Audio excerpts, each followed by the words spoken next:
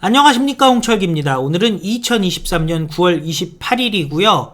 오후 뉴스 시작하도록 하겠습니다. 국민의힘이 완전히 압승을 한다는데요. 그 중심에 한강벨트가 있다고 합니다.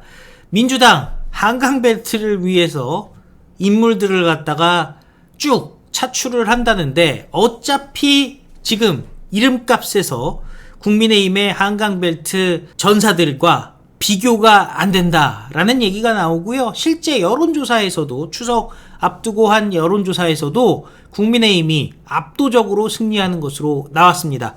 자, 특히 나경원, 한동훈, 쌍포가 민주당을 다 갈아버린다라는 얘기가 나오고 있는데요. 저쪽에서는 고민정, 임종석이라고 합니다. 벌써 클래스가 다르죠. 관련된 소식 여러분들께 전해드리도록 하겠습니다. 한강벨트에 지는 당은 망한다. 나경원, 한동훈 대 고민정, 임종석.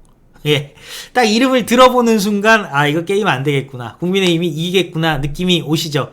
한강벨트가 내년 4.10 총선 수도권 판세를 가를 핵심 지역으로 주목받고 있습니다. 국민의힘이 서울 강남권에서, 그리고 민주당이 강북권에서 강세를 보이는 가운데 특정 정당의 지지세가 뚜렷하지 않은 한강벨트에서의 승패가 선거 결과를 좌우할 수 있기 때문이라는데요. 내년 총선에 서울 지역구 49개 중 한강벨트라 부를 수 있는 곳은 총 15개라고 합니다. 마포갑과 마포을, 용산, 그리고 중성동갑과 중성동을, 그리고 광진갑을, 강동갑을, 동작갑을, 영등포갑을, 강서을병 등 한강에 인접한 지역구라는 거죠. 민주당의 호의적인 젊은 유권자가 비교적 많지만은 각종 개발 이슈에 예민한 국민의힘 지지층인 중산층이 많이 사는 특징을 가지고 있습니다. 계속 더 늘어나고 있죠. 서울이 인구 구조가, 젊은 사람들은 서울 외곽으로 나가서 경기도로 가고 있고, 서울은 중산층화 되는 현상이 지금 벌써 한 20-30년째 계속되다 보니까 누적이 많이 됐습니다. 그렇다 보니 선거 결과 자주 변해왔습니다. 물론 우리가 2020년 21대 총선에 대해서는 딱히 언급할 게 없습니다. 너무 이거는 한쪽으로 기울은 무언가 좀 이상한 선거였기 때문입니다. 공천부터 시작해가지고 여러 가지 문제가 있었죠. 자, 한강벨트 15개 지역구 중 용산을 제외한 14개를 더불어민주당이 얻었지만은 작년 대선에서는 완전히 180도 뒤바뀌었습니다.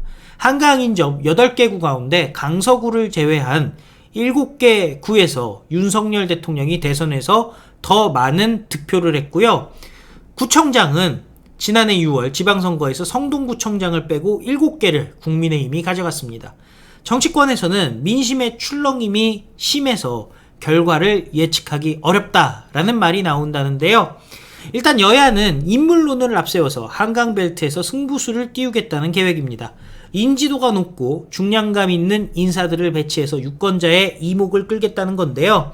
특히 21대 총선에서 한강벨트에서 패배한 국민의힘은 지방선거, 대선에서와 같은 압도적인 승리를 준비 중이라는 거죠. 용산이 지역구인 사선의 권영세 의원은 국회로 통일부 장관을 하다 돌아와서 선거를 위해 뛰고 있습니다. 나경원 전 의원은 동작을 해서 민심을 다지고 있고, 김성태 전 의원도 자신의 옛 지역구인 강서을 당협위원장을 맡으면서 진성준 민주당 의원과의 리턴 매치를 준비 중입니다. 여권 관계자는 민주당 현역 의원들에 대한 피로감이 지금 굉장히 크다는 점을 국민의힘은 적극적으로 파고들 것이다 라고 얘기하고 있습니다. 한편 민주당은 팬덤이 있는 인사들을 한강벨트의 간판으로 내세운다는데요. 대부분이 일반 국민들에게는 밉상으로 찍혀있는 인물입니다.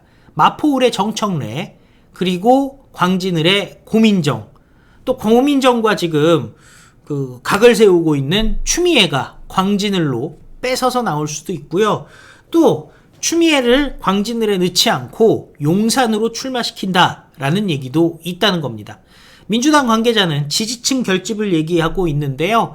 확장성은 눈꼽만치도 없죠. 추미애 정청래 고민정이라고요? 땡큐의 땡큐 아니겠습니까? 자, 그리고 다만 문제가 있습니다. 지역구 15개 중 14개가 지금 현재 민주당 의원들이기 때문에 현역 프리미엄을 앞세우겠다는 겁니다. 공정치 못한 기울어진 판을 최대한 활용하겠다는 건데요. 이에 대해서 국민의힘은 공천 과정에서 맞춤형 저격수로 대응한다는 방침입니다. 국민의힘 지도부의 한 인사는 이렇게 얘기합니다. 야당은 이미 선수가 정해져 있다. 지금 다 국회의원 하고 있으니까요. 우리는 그에 맞춰서 최대한 중도층을 흡입할 수 있는 인물을 내면 되는 것입니다. 라고 얘기했습니다. 민주당은 계속 팬덤 결집을 얘기하고 있는데 축소지향이죠. 반면에 국민의힘은 중도층 포섭하는 확장성을 갖고 싸우겠다는 겁니다. 확장 대 축소 누가 이기겠습니까? 최근 급등한 한강변 아파트의 값은 한강벨트 선거를 판가름할 주요 변수로 지목되고 있습니다. 문재인 정부 들어서 한강변 아파트 값이 오르면서 유권자 지형에도 변화가 일어났기 때문인데요. 배종찬 인사이트K 소장은 과거 한강벨트에는 민주당 지지 성향의 40대가 많았지만 2017년 이후에는 국민의힘 지지 성향의 60세 이상 인구가 상당히 늘었다면서 서로 다른 지지 성향을 가진 이들을 어떻게 공략하느냐에 따라 선거 판세가 달라질 수 있다라고 얘기를 하고 있습니다. 자, 그런데 여기서 중요한 게 있습니다. 수도권 선거를 이끌 새로운 인물의 배치 문제라는 건데요. 자, 그런데 여기서도 민주당에서는 임종석이 새로운 인물로 선거를 이끌 가능성이 크다는데요. 국민들이 보기에 임종석이 새로운 인물입니까? 달고 다른 낡아빠진 586입니까?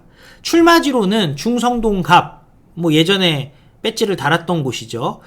한강벨트의 하나라고 합니다. 민주당의 수도권 중지는 문재인 정부의 2인자였던 임종석이가 선거에 나서면 한강벨트에서 정권 심판론을 키울 것이다 얘기하는데요. 이게 어떻게 새로운 얼굴이며 이게 어떻게 총사령관에 가까운 일이겠습니까? 이거는 딴 거 없어요. 그동안 임종석이 북한 관련해서 해온 그 로얄티 사업부터 시작해서 북한과의 관련점을 집중적으로 추궁하면요, 스스로 무너질 수밖에 없습니다. 반면에 국민의힘에서는 한동훈 장관의 총선 차출론이 거론되고 있습니다. 특히 국민의힘 텃밭인 강남보다는 마포 등에 출마할 것이라는 전망도 적지 않은데요. 한강벨트 격전지에 한동훈 장관이 출마해서 승리하면은 정치적 무게감이 커지지 않겠느냐라는 얘기도 있는데요. 한동훈 장관이 출마해야 되냐 말아야 되냐에 대해서는 갑론을박이 벌어지고 있습니다. 그런데 이거는 중요한 것 같아요. 한동훈 장관이 만약 출마를 한다고 한다면 단순히 자기 지역구에서 이기기 위해 아둥바둥해서는 안 됩니다. 전국 단위의 지지 연설도 다니고 할 수 있는 기회가 돼야 되지 않습니까? 그렇기 때문에 확실히 이길 수 있는 곳에 나가는 게 맞죠. 그래야지 마음 편하게 그 선거를 이끌 수 있지 않습니까? 그 옛날에 오세훈이 선거를 이끌 사람으로서 종로에 투입이 됐다가 패배했던 거 여러분들 기억나시죠? 다른 사람 지원 유세 다녔어요. 자기 지역구 돌아다니는 것도 아까운 시간에서. 그렇기 때문에 이거는 제가 봤을 때 한동훈 장관이 나올지 안 나올지, 나온 게 좋을지는 시청자 여러분들의 판단입니다만은, 나온다는 전제 하에서는 강남 3구 안에서 해결을 보는 것이 정석적인 방법이 아닌가 하는 생각을 합니다. 자, 어쨌든 지지율을 봐야 되죠. 우리가 그냥 근거 없이 막 얘기할 수는 없지 않습니까? 추석 직전에 여야 지지율을 비교해 보니까요, 국민의힘은 33%, 민주당은 27%, MBS 전국 지표조사에서 나타났습니다. K스탯, 엠브레인, 코리아리서치, 한국리서치 등이 함께 실시하는 전국 지표조사인데요. 여러분들도 잘 아시듯이 MBS는 왼쪽으로 기울어져 있는 여론조사입니다. 대선 때도 보면은 맨날 이재명이 이긴다, 심지어 경선 때도 홍준표가 이긴다, 이러던 데 아니겠습니까? 윤석열 대통령에게 굉장히 불리하게 나오는 여론조사임에도 불구하고 국민의힘이 6%나 앞섰습니다. 그런데 민주당과 국민의힘 모두 1%씩 올랐고 무당층이 4% 줄었다는 건데요. 각 지지층이 지금 결집하고 있습니다. 그런데 20대에서는 국민의힘을 지지하고 30대와 40대는 민주당을 지지했다고 합니다. 반면에 60대, 70대는 압도적으로 50% 이상으로 국민의힘 지지를 했다고 하는데요. 총선에 승부처라 할 수 있는 서울 34대 23으로 국민의힘이 11% 차이로 압도적으로 앞섰고, 인천 경기에서도 30대 28로 국민의힘이 앞섰습니다. 그래서 결국에는요, 지금 상황이 나쁘지 않아요. 다만 정권 견제론, 정권 심판론과 정권 지원론 차이가 1%에 불과한 초박빙이었습니다. 그러니까 기본적으로 지지하는 사람들과 그 다음에 정권 심판론, 그 다음에 정권 지원론, 요거에 조금 여론이 갈리는 부분이 있어요. 정부 지원론, 정부 심판론 이런 거는 그냥 마음의 문제잖아요. 계속 흔들리고 유동적인 거지만 누구를 지지합니까는 이거는 단단한 거 아닙니까? 결국 단단한 기반으로 지금부터 준비를 잘하면은 총선 승리할 수 있다라는 얘기가 나오고요. 전문가들도 압도적으로 승리할 가능성이 크다는 얘기를 합니다. 그런데 안심해서는 안 되겠죠. 지금부터 주변에 윤석열 대통령의 성과 많이 얘기해 주시기 바랍니다. 가짜뉴스, 그동안 우리가 공부 많이 했잖아요. 가짜뉴스들에 대해서 그게 왜 가짜뉴스인지 주변에 설명들 해주시고, 특히 추석 맞이해가지고 이상한 소리 하는 자녀들, 조카들, 동생들 있으면 불러다가 잘 얘기해주고 용돈도 주고 하면서 좀 마음을 열 수 있도록 해주는 것이 어떨까 생각이 됩니다. 그리고 무엇보다 중요한 거, 사람들이요, 이재명의 욕설이라든지 이재명이 그동안 잘못한 거 얘기 좀 믿지를 않아요.